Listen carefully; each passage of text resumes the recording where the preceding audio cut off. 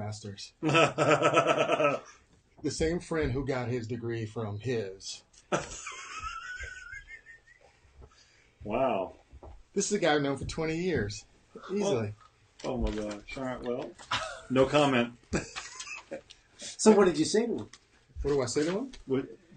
Well, see, I've taken this tack when it comes to speaking with my friends because I know we have such a different opinion about things, is to emphasize our friendship while at the same time being very stiff in how I respond. So I'll say how much I love them, how much I respect their views, but to say that they're wrong, just to say that they're wrong. So I call them an idiot.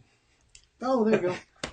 Well, this isn't necessarily recommended. It's not recommended, but you do that with your friends. Saying that. You do that with your friends, though.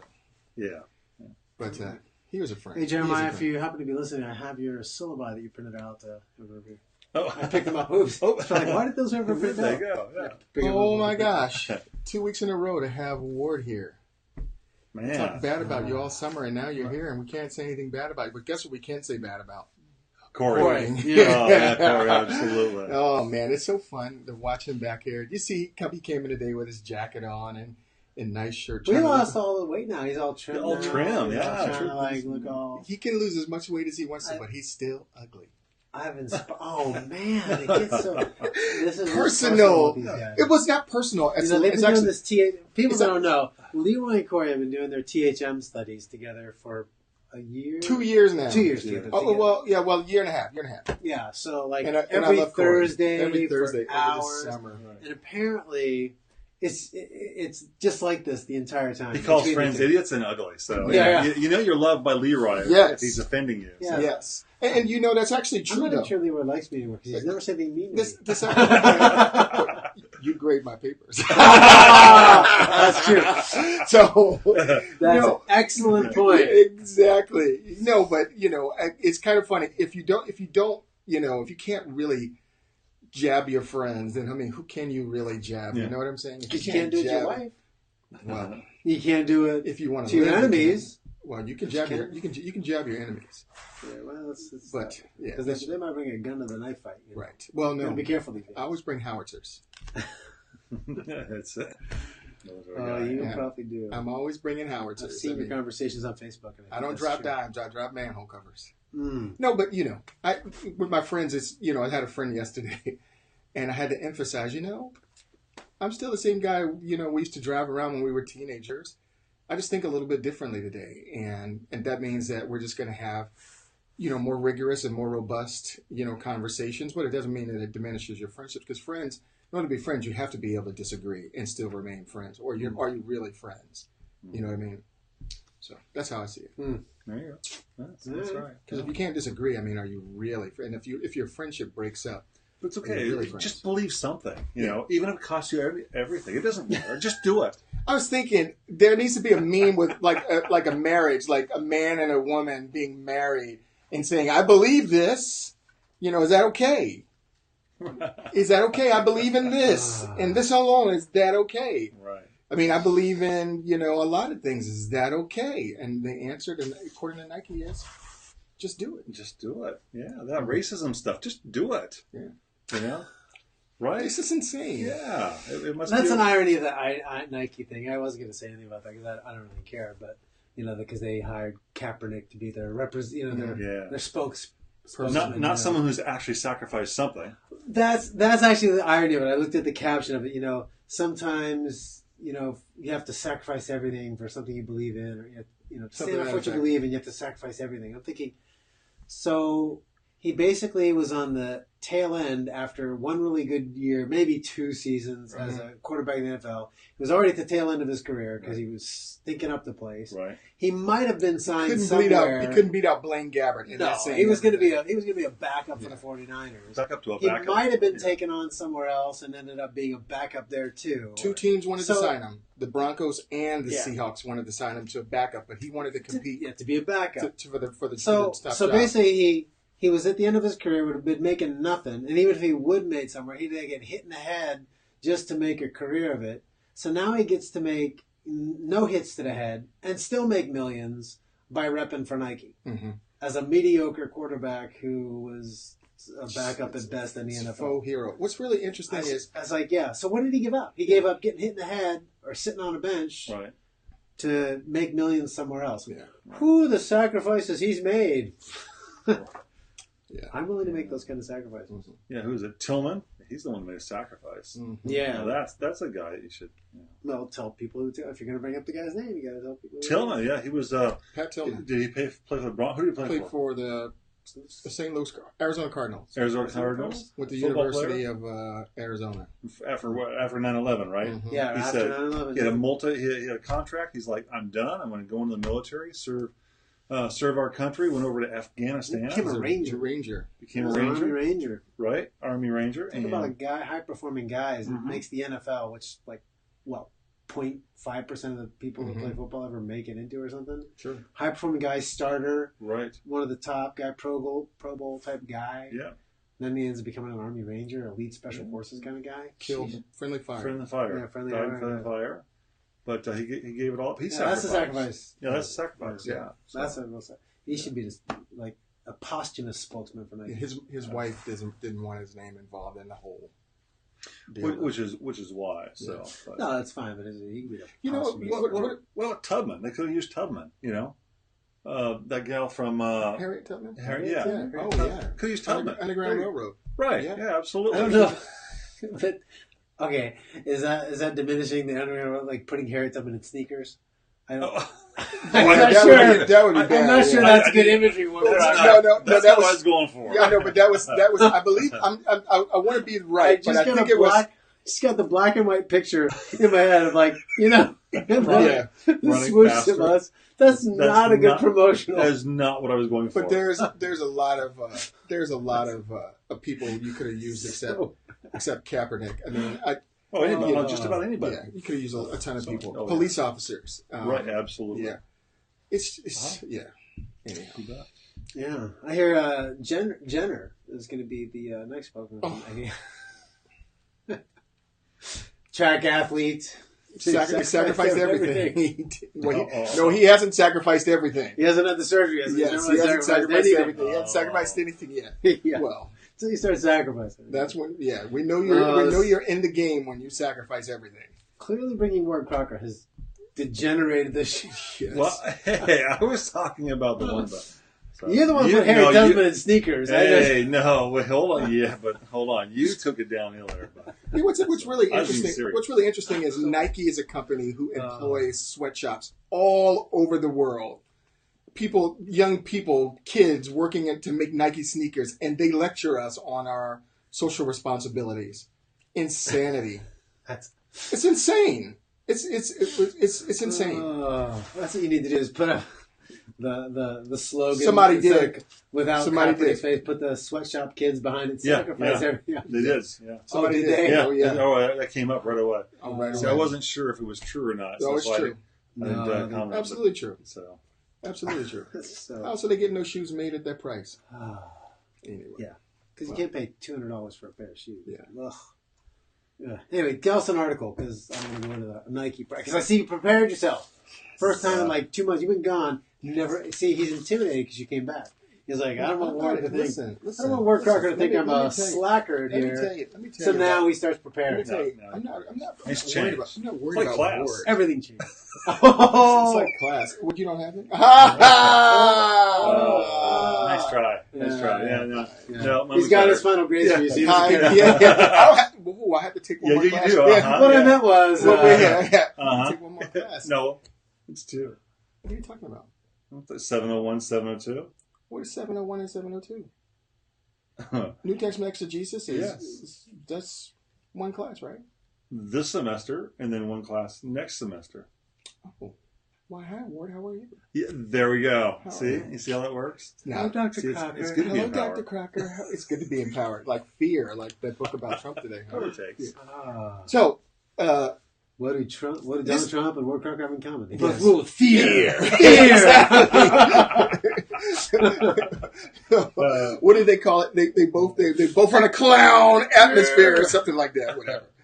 So okay. Ward's much nicer on Twitter though. Interesting. I know Ward is pretty nice on Twitter. Trump is not. No Trump. I love that guy. I'm sorry. That Right. dude is funny to me. But okay, there's a phenomenon called rapid onset gender dysphoria. Rapid onset gender. Rapid onset gender dysphoria. Rogue. I know. Rogged. Rogged. And They need a better acronym now. so this is interesting. In online forums, parents have been reporting that their children are experiencing what is described here as rapid onset gender dysphoria, appearing for the first time during puberty or even after its completion. The onset of gender dysphoria seemed to occur in the context of belonging to a peer group where one, multiple, or even all of the friends have become gender dysphoric and transgender identified during the same time frame. Parents also report that their children exhibited an increase in social media, internet, another reason I hate the internet, and used prior to disclosure of the transgender identity. The purpose of the study was to document and explore these observations and describe the resulting presentation of gender dysphoria, which is inconsistent with existing research literature.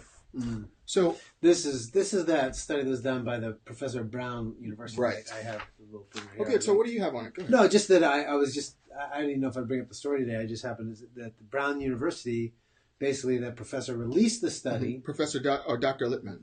Yeah, and then they after the controversy surrounding it, they I guess took it out of they left the study up, but they stopped promoting it. Yeah, what's really interesting? Retracted it, but the professor who did it stands by the research method. Yeah, the university claimed that we can't really verify or validate.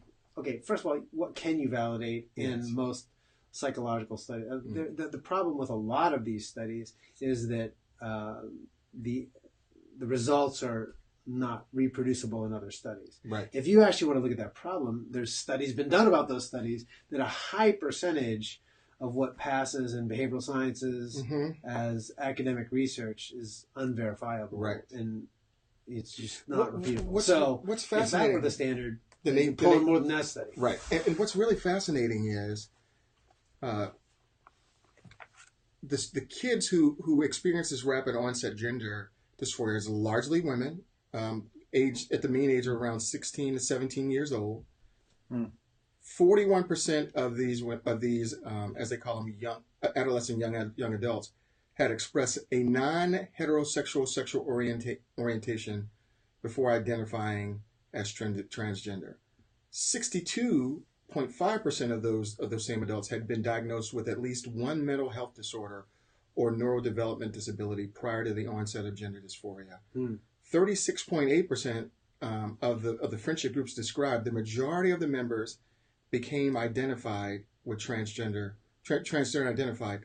The most likely outcomes were that the AYA mental well-being and parent-child relationships became worse since AYAs came out. That's adolescent young adults came out. And the adolescent young adults expressed a range of behaviors that included expressing distrust of non-transgender people, stopping spending time with non-transgender friends, trying to isolate themselves from their family, and only trusting information about the gender dysphoria from transgender sources. So that, when you listen to that sounds like grooming, indoctrination, and all the attending effects that come with that. So, well, ironically, Brown reinforced that last part is by only trusting in the studies from transgender sources. They revoke any of the studies that don't. And I highlighted that. So I took their statement from the dean and from Brown University. And she says, the university and school have always affirmed the importance of academic freedom and the value of rigorous debate informed by research. The merits of all research should be debated vigorously because that is the process by which knowledge ultimately advances. Often through tentative findings, they are often overridden or corrected in subsequent higher quality research. The spirit of free inquiry and scholarly debate is central to academic excellence. Okay, this all sounds good. At the same time, we firmly believe that it is also, they're making this part equal to, incumbent on the public health researchers to listen to multiple perspectives and to recognize and articulate the limitations of their work. This process includes acknowledging and considering perspectives of those who criticize our research methods and conclusions, and working to improve further research to address these limitations and better serve public health. There is an additional obligation for vigilance in research design and analysis anytime there are implications for the health of the communities at the center of research and study. So the whole point is, they're not necessarily saying that her research methods were bad. They're going to give it to other people to see if there's more valid ways to research it, right? And also, what's at stake is the health and mental well-being of those people being studied. So ultimately, what they're saying is, it doesn't matter that it appears that these young and otherwise normal or healthy girls are being indoctrinated into this particular lifestyle. That isn't the problem. The problem is that you've exposed it. And you've used research to bring out the fact that this is happening. Yeah. And that undercuts a major tenet of the transgender movement by saying that they were born this way. Do you see what I'm saying? And they don't, and it seems and I don't even know that that's even the argument anymore. I mean, it moved so far because the idea of gender fluid, which is you go back and forth. You go back and forth. So there is no genetic predisposition. That, it's that irony of, it's the argument of convenience. Well, if you're saying I can change, well, you don't understand it's genetic. Right. Well, then that's arguments used against, say, like a Christian is saying, oh, just because you're born that way, it's a choice, whatever. No, it's not a choice. I'm born that way. People change. And then another context where they're saying, well, how can you say you're this today? Well, I can choose anything I want. So they're arguing it's not genetic. It is a matter of choice because, again, it serves an end, not necessarily provides a coherent. And that's very interesting because it says the commitment of the school to diversity and inclusion is central to our mission, and we pride ourselves on building community that fully recognizes and affirms the full diversity of gender and sexual identity in its members. These commitments are an unshakable part of our core values as a community.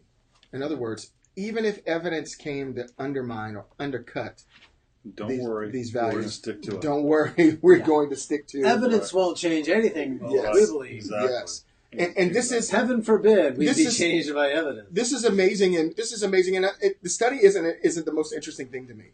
What's amazing are the presuppositions that undergird the study, the pre-commitments to a set of beliefs and values that no evidence can undercut, no evidence contrary. Exactly. That's the same thing they accuse us of.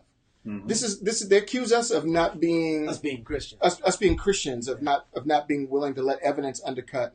To change our view. So this is the same thing. So what does that prove? That this is not it's not science. It's not a science. It's a religious belief. It's a prior commitment. Yeah. And regardless of what the evidence says, that is the part that's interesting to me. It's a philosophical worldview conclusion. I mean, think about what they're framing there is really interesting if you think about that. So what they're saying is, we have, and this is what society happens when you don't have some sort of outside governing, metaphysical, ontological commitment to something that's outside of you. The culture moves along, and as culture keeps changing, kids get confused. Younger people especially get more and more confused because older people, they've formed their ideas, whatever. But now culture shifts. Old people, so when I was a kid, they get grumpy because they're set in their ways already, so it doesn't impact them. But for younger people who lack an outside grounding, for what they believe, here's, you take these kids who are, take the most simple cases where a kid saying, well, I'm a little boy and I like to play with dolls. Well, the culture says that's feminine. That's not masculine. So the boy sees that he doesn't fit in and kids tease him or whatever because there's a cultural thing. So without some outside referent, he's told there's something wrong with him, that he's not masculine, that he's not manly because he likes a doll. So what that same culture tells him is, oh, that means you are gay or you're transgender or you something. So he's finding a solution within the culture to his mental state, which is being upset or anguish or anger, whatever is going on, mentally, in his conscience. So he's finding a cultural solution to a cultural problem. And that's exactly what's happening in these studies. You have so many kids who are, because of the online influences or whatever, they're going through normally a state of transition, of questioning identity, questioning who you are. That's a normal process of maturing. But they're told, hey, when you doubt this, or you have questions about that, or you have a weird dream about, your girl and you dreamt about a girl, the culture has made it, that's the solution is you must be gay or lesbian or transgendered, or they've just made it simply culturally sexy to experiment with those sexual things through television and movies, especially. And it doesn't surprise me that it's young women in that, because women are the most one by male culture that are put in lesbian situations where that's sort of like a sexy, attractive, wonderful thing. Women should aspire to that. And so that's like a brave thing. That's a way to find satisfaction. That's the way it's presented in all the media that they're getting. So the fact that they rapidly transition to it is not so rapid. They have a normal process of growing, and without that outside grounding, they do what the culture tells them is the right way to respond to the angst that they feel. And they don't recognize that at some point the culture is going to shift again. It'll shift again. And they'll be lost again. Yeah. They will be. And they have that cultural base for their views, which will shift. Yeah. And yet, at the same time, they will present their views as objectively true if you challenge them. So now some of the culture wants to challenge that and is like, no, you're not allowed to do that. But now you have a subjective issue presented objectively that you're not allowed to touch or change. But wait a minute, how did it change? How did it come out anyway? Right. Well, it was cultural and in cultural relativity. So they have these things, these huge conflicts. And of course, as you well know, it's the kids that pay the price. Yeah. Right? So they pay a huge price emotionally, relationally. And it's fascinating. Physically. It's fascinating especially the ones that take drugs to prevent puberty or get surgeries. Like that boy was thrown into surgery, and now he comes back a few years later, like 11 years old. He's like, you know what? I identify now as a guy, and they've already had some things done. Oh yeah, it was a big problem. So it's like, hello, pretty quick with a knife there, weren't you? So anyway, adults trying to make concessions in the culture. Oh, I got to do it. I got to accept it so quickly. Right. Exactly. Anyway. So they're very objective about their subjectivity. What's really interesting is the very fact if we were to have this conversation here, now we're having it with the public and with the world. If we were to have this conversation sitting on a stage in a church today, people would be offended by the conversation that we're having. Yeah. The majority of people would be offended by the conversation that we're having. Empty some pews. Yeah, empty some seats. And which is why pastors don't address these issues, sadly enough. Right. And that's fascinating. I've heard them say this. It's fascinating. I have people from all backgrounds. I have to be careful what I talk about. Yeah. No, keep going. I resonating as you're making a point, man. I agree with you because I wonder, and again, it goes back to this idea of what people are committed to. People are committed to a set of ideas, many that they hold. It's kind of interesting because if you ask them straightforward, well, I believe in the Bible. I believe in the Bible, whatever it says.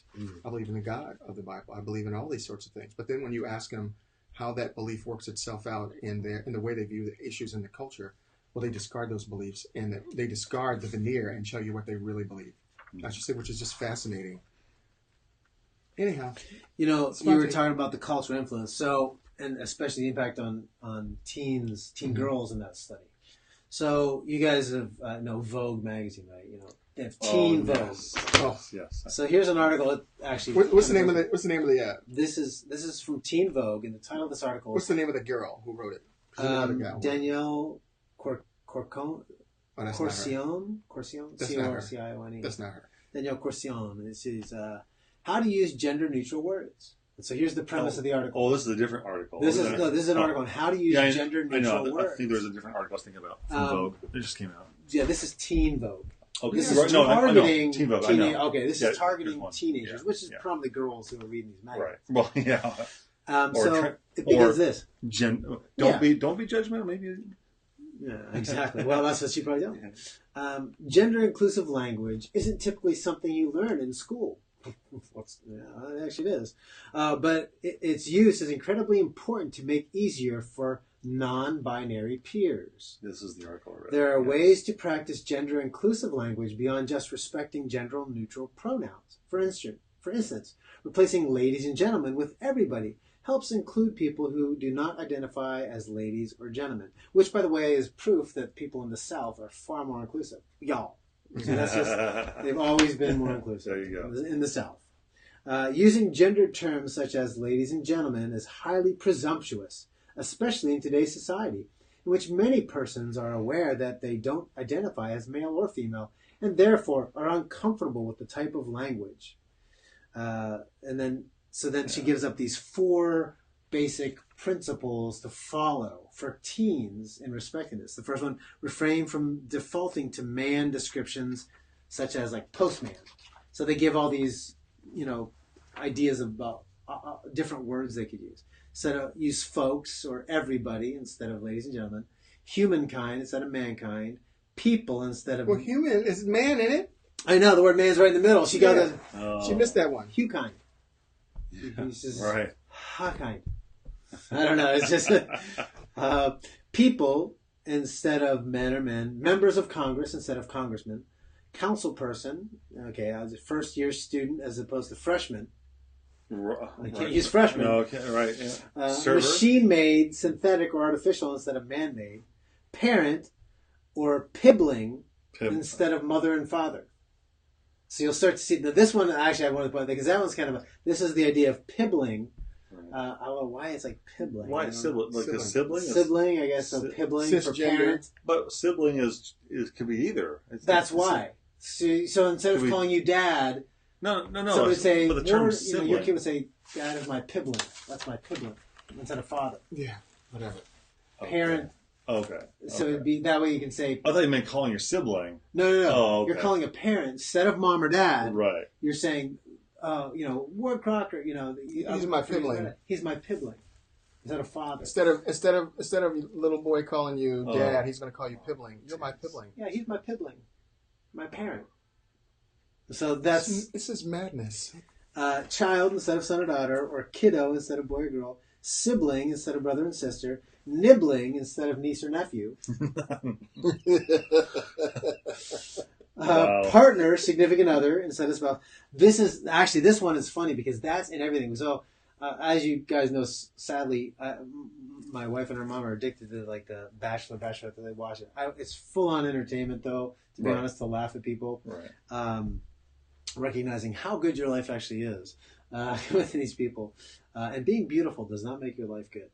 But everybody now says this. I've even seen parents of the kids, the pibblings of the siblings, or the pibblings of the nibblings, I don't know, whatever it is. Anyway, the parents on there. Right, nice try. It was good. Let's try to work on it. I got to work on it. Yeah. But they go, oh, I found my person.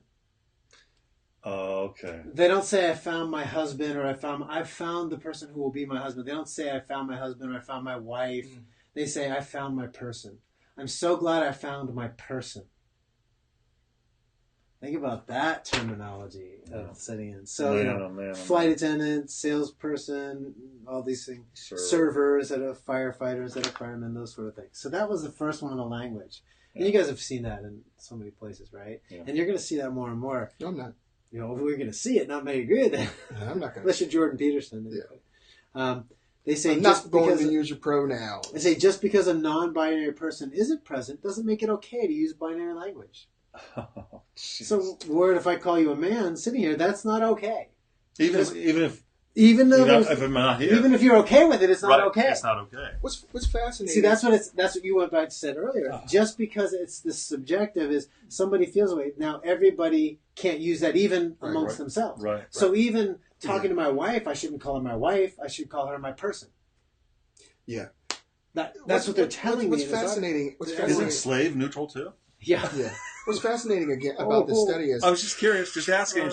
Slave holder instead of slave master. Right. See? Right. What's fascinating about the study is you have to ask, what are the credentials of the person writing the article? I mean... Team Vogue. What gives these people the right to try to change culture in the way that they are? Well, go ahead. No, it's interesting to me. What's your status? I mean, what is it that makes me have to think about anything that you have to say? The status. You write for Teen Vogue? What qualifies you is your willingness to agree with the cultural shift. Cultural norm. Yeah. Of what they're arguing should be the norm, which comes from academia and those surrounding things. That's it. You're if on you're the bandwagon. line, It's madness. that's the But only qualification. No one knows. We no live- one knows what the long-term ramifications of this silliness is. No one knows what the long-term No, but we'll ramifications find are. out. But we would no Yeah. if we live long enough. Yeah, we'll find out. But I mean, the idea, you actually bring up a good question. This I think is answered, I think, by the Christian faith a little bit here. Quite a bit is like you ask what gives her the right. Well, it depends on what kind of right you're talking about.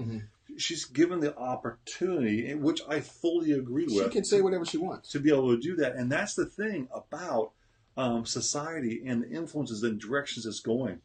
We live in a society where we are free enough to be able to do this, not shut down, not shot, not blown up, not thrown in jail.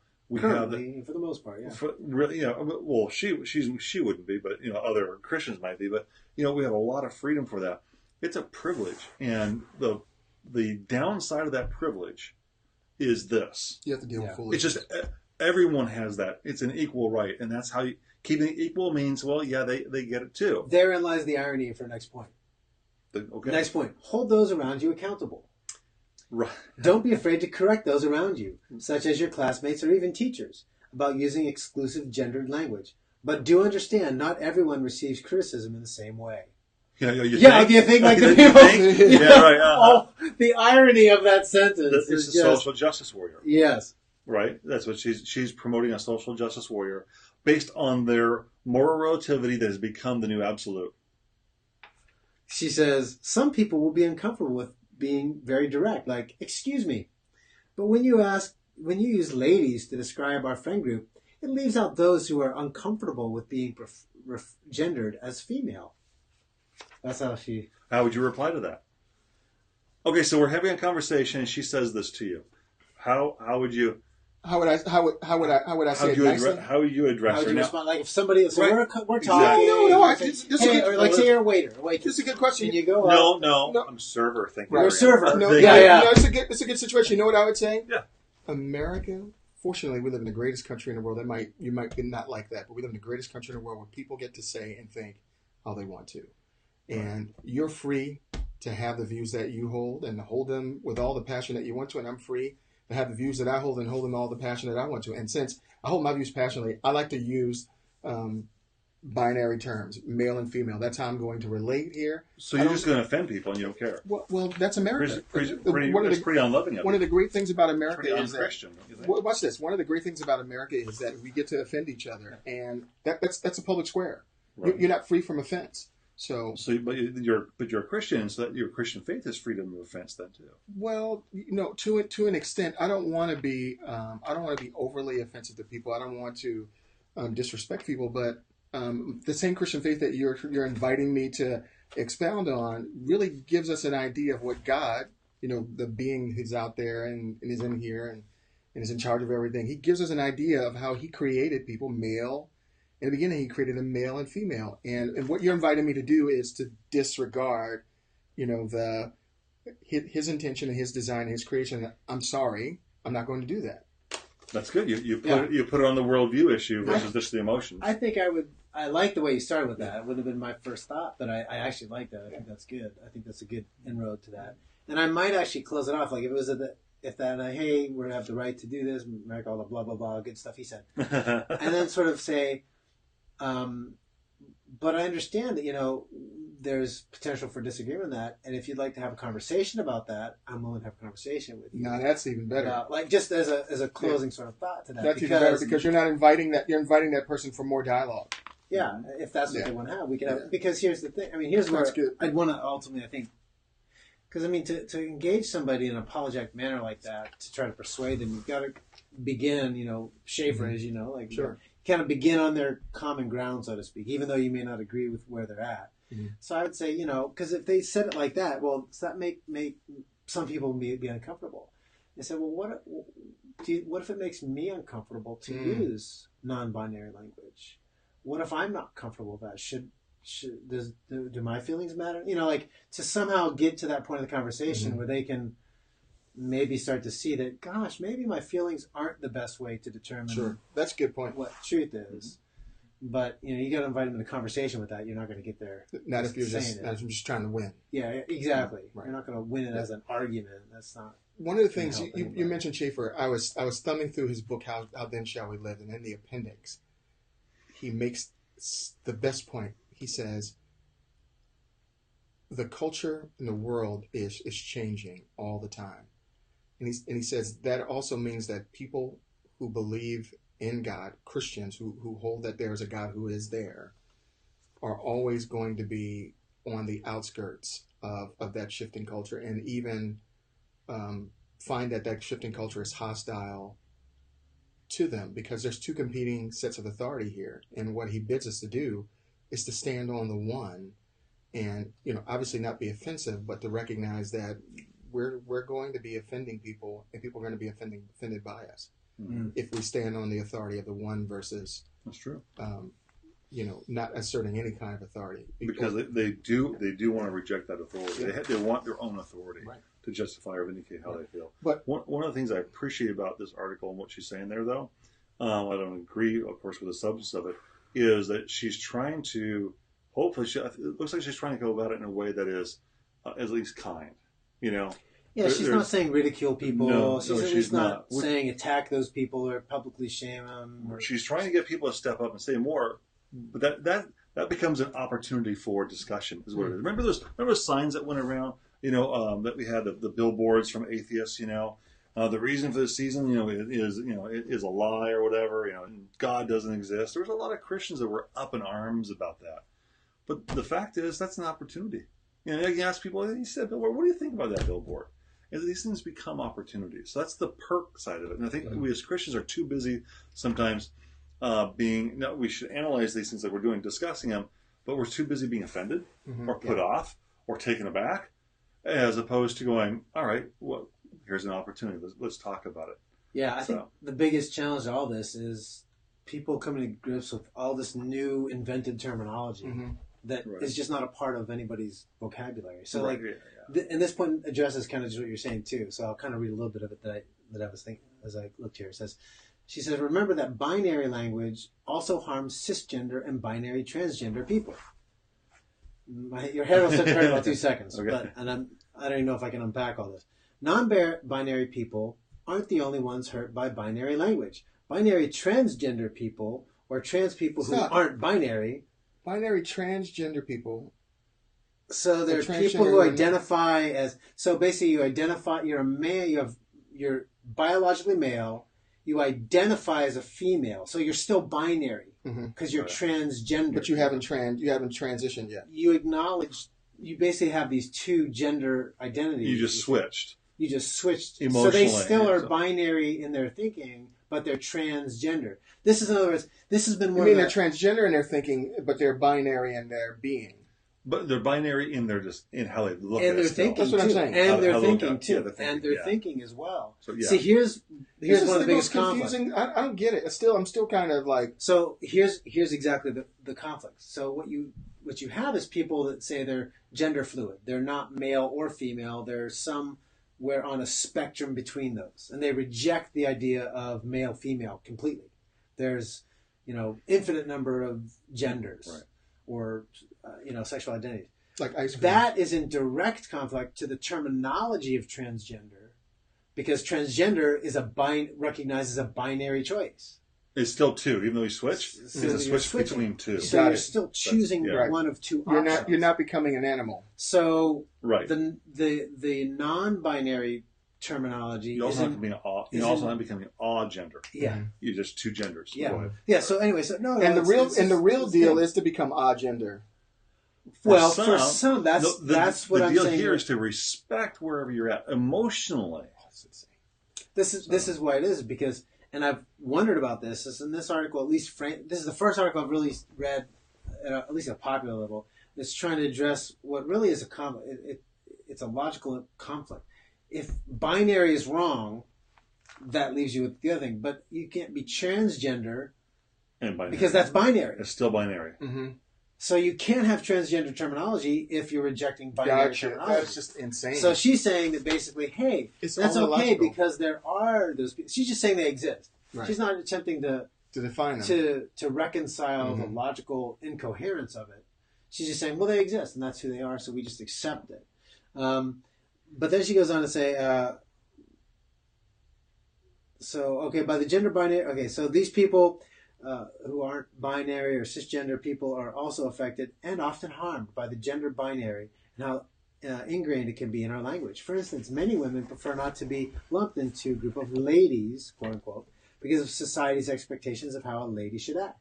I've seen that in television shows where he said, "Excuse me, ladies, or act like a lady." There was a thing.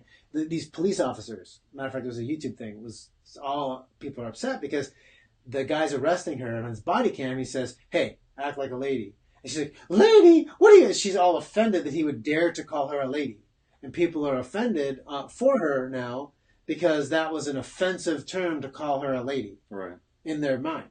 And it caused her harm. Because it was a man trying to impose his patriarchal expectation of how a woman should be by calling her a lady. He was trying to control her. Right. That's why he's putting her in handcuffs. Exactly. Well, yeah. But the issue there of causing people harm. Yeah. This makes that term so elastic. Harm. Yeah. It as to be almost useless now, because now you can't even use the terms in private, because it might be a basis for harm for later, and it's just useless as far as what does it mean to harm somebody now. And now the elevation the elevation of emotions becomes the new gold standard. Well, yeah, because the word violence has become that way. Exactly. Right. So you've done if you using non preferred language is considered an act of violence against a person. Wow. And they use that specifically because then there is legal recourse for violence. For violence, right. Not for emotional harm. Right. So they're saying by using this is not, now she doesn't use it here, but it is used very commonly in other people a little bit more aggressive in that. And that's the terminology we're seeing because they're looking for legal recourse to those who choose. California is trying to pass laws to make it, you could go to jail, face jail if you don't use somebody's preferred gender pronouns. So the title of this is Transgender is Still Binary. It is. It's still, you're either transgender or you're not transgender. So yeah, she concludes this, and this is kind of the point you were getting at earlier. It says there are people who aren't non-binary. Who are not. Are binary. So you can't just say who are binary. Yeah. Right. But notice how that's framed in the negative. Right. I think that's actually it's a double negative. There are people who aren't non-binary. In other words, as if that's abnormal. I think that's when you phrase it as a negative, it implies that's abnormal. Mm-hmm. Right. That's good. There are people who aren't non-binary who are uncomfortable with binary gendered terms. So, because they're saying, they have to say it as negative because they're getting the transgender. It was just people. confusion. This is meant to confuse. Thanks to these terms are also being experienced as stereotypical. She says, shifting to gender-neutral language is a benefit not only to those who are non-binary, but to many others in society who feel that binary terms are inaccurate ways of describing them. So that's kind of where the article leaves off. But that was, full circle back to this is how this for teen girls who are struggling with identity, just going through adolescence and maybe in their environment. Who only will listen to approved sources. And Teen Vogue, what's more authoritative in a teen girl's life? And so that article is absolutely approved in the sense that it supports. It's actually sick. It is actually sick because the person who is writing it knows the audience to whom they're writing it, knows the struggles that they have, and they're not doing anything to help them. What they're saying is, you're already confused about who you are. Well, we're going to not try to fix you. We're going to try to make the rest of the world bend to your confusion. That's exactly the goal. You're okay. It's everybody else that's messed up. It's nuts. Yeah, so, I show my students in my ethics class too. I showed them this little video. It was a news report on, I think it was ABC Today Show. It was a Today Show online, and they did a report of a person. I actually don't know gentleman or lady, so I'll just say person. An appropriate use of the term. Yeah, an appropriate use of the term. In one of the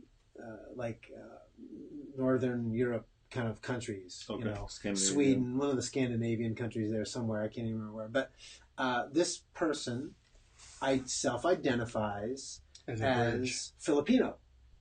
Okay. This white person. This white Right. Norwegian type person identifies as Filipino. Okay. And so they're going about like, this is just how I always Same feel gender? best.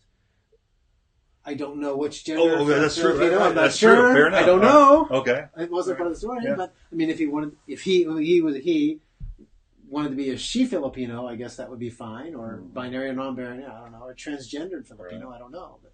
But no, but they're doing this whole story about how they want to be transracial is the whole idea, becoming transracial.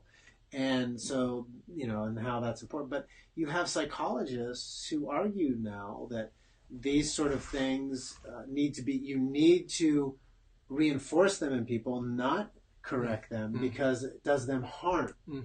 Because they go through psychological harm if if you don't allow them to live through whatever their feeling is, or their delusion. I would argue, but I would give him credit for being consistent with the sense of, if you're going to go with, if it feels good, do it, or be it. In an American version of hedonism, it's not the ancient version of hedonism is much more intellectual than this.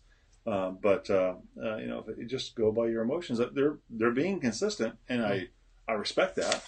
But this is where it goes. Internally consistent with their worldview. They are being just whatever it is. Yeah. And then on that portion, it's not consistent with the imposition on other people, right? Of course, or taking into consideration, like you pointed out, other people's emotions or feelings. If you're offended by this, it's too bad. So there's this unwritten rule as far as whose emotions count and whose don't. Right. Exactly. And someone set up that unwritten rule, and they are the authoritative, or that is authoritative on it. We can't question that. I think it's that neo-Marxist tendency where, in neo-Marxist, because obviously Marxism was just about financial inequalities. The lower class needed to do whatever it took to take power from those upper class in power. Neo-Marxist in the sense that now it's using gender as that. So the dominant power in society is binary people, male and female. So anything that is done by those of the non-dominant society takes precedent and priority. It must be more true. And so it must be, exactly. And their truth has to be valued more because they're in the weakness. They're the victim. Exactly. Right. Intersectionality. This is consistent with intersectionality. Yes, exactly. Right. Exactly correct. Yeah. Intersectionality. You want? You go for it. You brought that. We had a video. Really good video by Ben Shapiro, who explained it for Prager University, I believe it was. Yeah. Intersectionality is basically the view that white men basically, of course, we're the big evil wrong people all the time. But if you're a woman, we're the woman. If you're a woman, this is binary talk.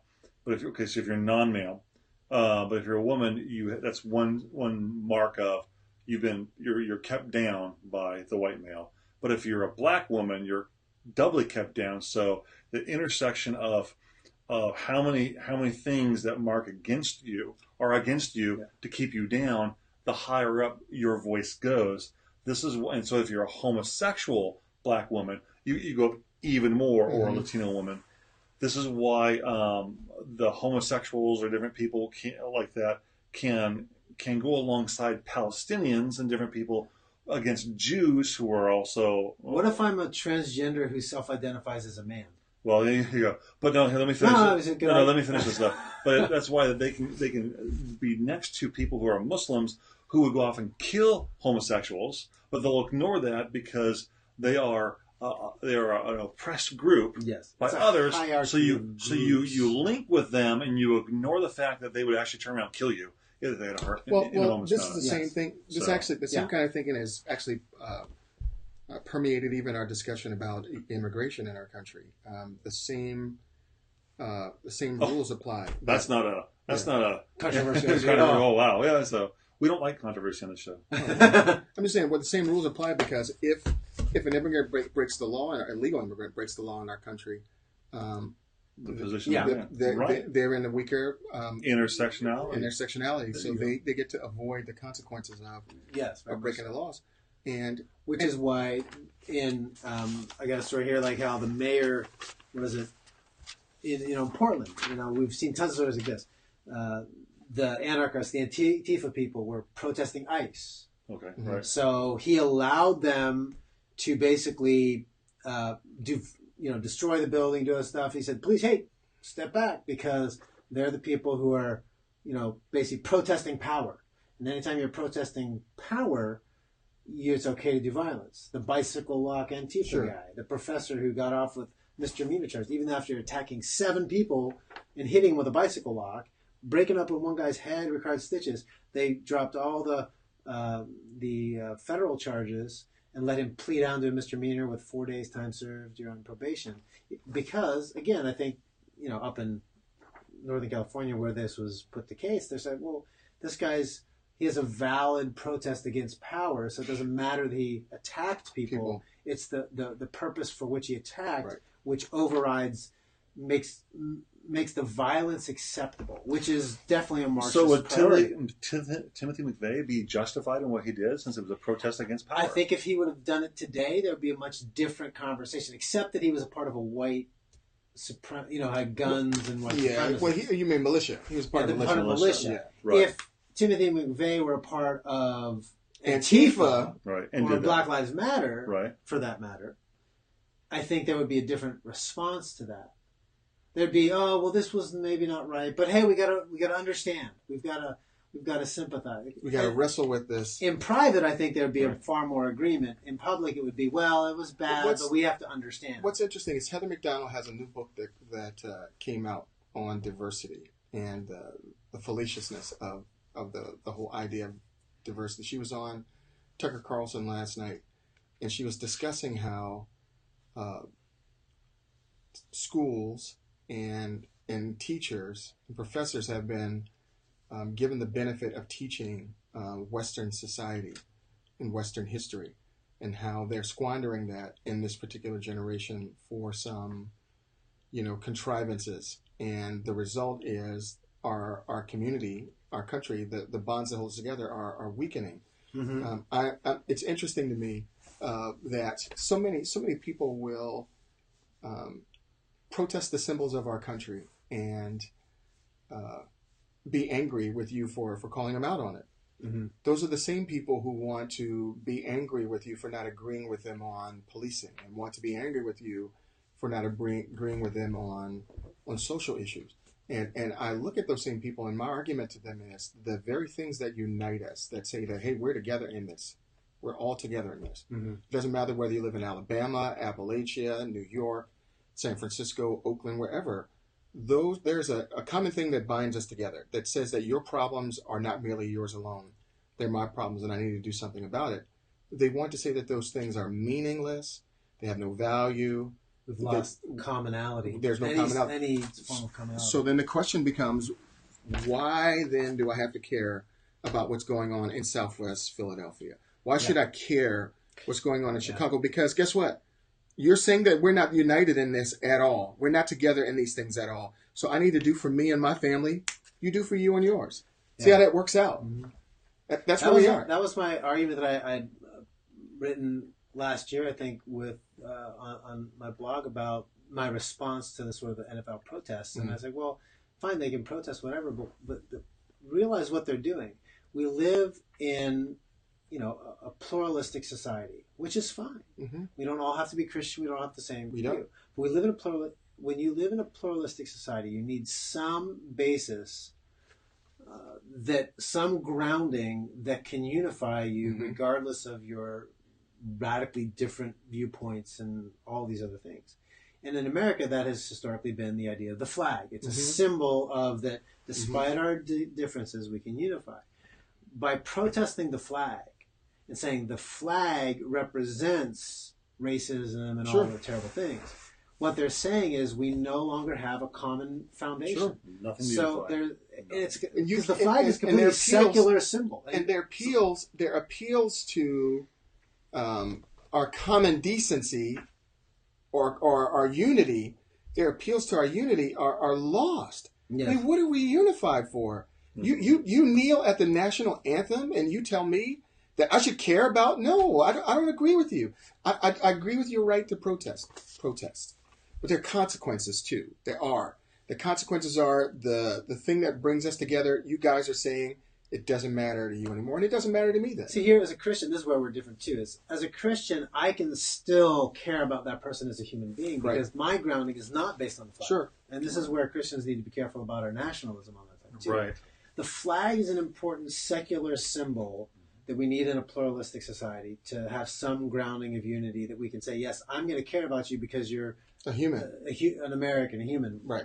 But as a Christian, we have obviously a source outside that, which is superior. It was God himself. I'm sorry. And the way he created a pibbling. A pibbling, yeah. I'm sorry. God or a pibbling. Yeah. Oh, jeez. I feel like a heretic even just for jesting about that. but you're right. But yeah, so we still have that. Fortunately, we can still care about the dude who's taking a knee, even though it's an offense to American sensibilities. But we still need to point out they're undermining their own foundation for getting people to agree with them. Right. Because there's many who don't have a Christian framework, who don't have that view of them as a human being, but they have the view of them as a fellow American. And if they take that away, it leads to a lot of segregation and isolation. Why should I listen to you? Right. Why should I care? And what's really interesting is when you go back and you read history, these are precisely the things that kept America from devolving toward, as in the French Revolution, to destroying itself in the same way. And the Civil War was absolutely awesome, but awful. But if you look at even the way they treated each other in the Civil War, at least prisoners, they at least agreed with the fact that we're not going to shoot all the prisoners. We're not going to kill all the prisoners. Well, they decided to try to kill some, but we're not going to try to kill all the prisoners because they are our countrymen, even if we disagree. Yeah, it's if you look at the United Nations when they made their statement, 60 years ago, 70 years now, trying to establish international human rights, but they don't give any foundation for it. They just say we just by consensus say that these are the rights and based on human dignity and these are, but they intentionally left off any grounding for that because they said, well, everybody has their own grounding, but we can all agree that these are the rights. The problem is that's just not true. Right. Because not everybody agrees on what those rights are. A Jew considers himself one way, and that's far different than some Arabs and Palestinians consider those Jews. We can't even agree in this country. Right. We can't agree that it's wrong to hit the guy in the head with a bike lock. Right. Because to advance your view. We can't even agree on that. Right. We can't even agree what bathroom to use. Yeah. How are we going to agree on who to give rights to? Or whether we should eat Tide Pods or not. Yeah. We're not going to have time to get into this, but I think maybe we can touch on it next week, and I'll save it a little bit, but I'll sort of tease into next week because we're talking about the consequences of this. And I've been looking at this story for this came out of the Federalist, but they say campus identity politics are leading to racially self-segregated dorms and parties. Yeah. And they say race-based dorms emerge across the country, keep people in their cultural comfort zones. The result is higher education that's never been more diverse, yet still deeply divided. Mm-hmm. And I think that idea of balkanization, the fracturing of society, is what we're talking about as the consequence of that. And we're seeing it, and it's probably worth looking at maybe some more of that. Fortunately, it doesn't happen in the military. Yeah. That's forced fellowship. That's forced getting together. It's forced getting together. Do it. Get along. Yeah. But that's been a value. But the military did that intentionally for years. Forced people and their differences to unify regardless of they structured basic training to break down those when I was in the Marine cultural Corps, barriers. It's very interesting, and you don't really see it until you've been in it for a while. When they shave all of your hair off, right, and they put some people in glasses. I remember not seeing a difference between people that were black and white with their hair shaved because there were really no identifiable features other than the fact they're all in the same uniform. They're in the same uniform and same haircut, right. Except for glasses. Every face looks the same. Yeah. And when you talk to each other, they make you say this private. Yeah. You know what I mean? I was in the Marine Corps. There's some guys whose first name I never knew, believe it or not. I mean, it's just very interesting how psychologically, especially when you're in boot camp, you don't notice a difference between you and the other guy. You all look the same. So and even when it came to color, we were not allowed to describe someone as black or white. They were either light green or dark green. Everybody was green. You know what I mean? And it was a very interesting deal. I wonder how many of those tactics, and we have to explore that, how many of those tactics are the same that were identified in that article before? Trying to eliminate all distinctives. Mm-hmm. You know, there's no male clothes, there's no female clothes. We're just all the same thing. There's no terminology that can't distinguish us. That's very interesting. I wonder if that's the same military tactic that they use to try to sort of unify people being used now to just completely... That's worth a study, man. That's interesting. Because you're describing it, I'm thinking, oh my gosh, that's exactly. But it's very interesting. There. You don't, and it happens over a period of time. After, because you're together for 3 months, but after about a month of being together, everybody looks the same. Mm-hmm. Everybody looks the same. I mean, everybody has different, body styles and features, but for the most part, when you're looking at another face, that's just another dude. I mean, it's not. You can't even really make the distinctions. It's you know who they are because of what their name is, but that's their identifying mark. It isn't their racial complexion or even what they look like. It's private so and so or private whatever. But it's the same guy. It's very interesting how that works. Yeah. But then you come to seminary and you see Ward and you say, "Whoa, what is that?" Look at that hair. He looks so much better on his cartoon guy, though. He does. I mean, that cartoon guy. I mean, he's got the nice little shirt. It's handsome, isn't it? Yeah. It's not you. You're jealous, aren't you? He is jealous. It's not you. Though. If you hadn't worn a blue shirt in the only picture you gave me, you'd have a different cartoon guy. All right. Well, we're done for this week. Okay. We'll be back next week. And 2 p.m. We're on Periscope right now. Might go back to Facebook, YouTube. We can keep trying. Depends on what happened at the court case today. Yeah, depends on what keeps us allowed to keep broadcasting, right? Facebook asked me today to post to pay for a boosting of our show, and I thought to myself, "Are you people crazy?" I did that too. I did the free one. Yeah, it's great. They want us to boost.